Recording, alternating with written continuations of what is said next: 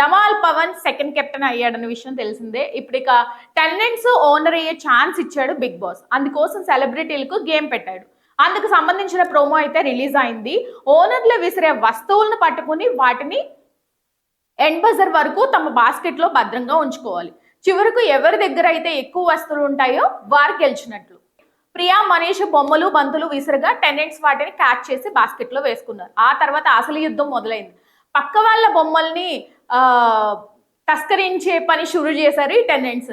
ఈ క్రమంలో కింద మీద పడి కొట్టుకునేట్టుగా కనిపించారు ప్రోమోలో చూస్తే మనం. ఇక ఆశా షైని, ఇమ్ము కలిసి రీతును కింద పడేశారు. సుమన్ శెట్టి అయితే 2.0 కనిపించింది.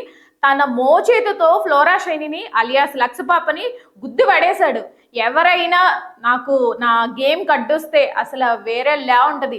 ఓ పక్కన ప్రియా మనకు చెప్తూనే ఉంది, ఎవరైనా కొడితే గేమ్ నుంచి ఎలిమినేట్ చేస్తానంది ప్రియా. అయినా సరే సుమన్ శెట్టి తగ్గేదేలే అన్నట్టు గేమ్ నార్మల్ గా కాదు, ఒక పిచ్చి పీక్స్ లెవెల్లో ఆడారనమాట.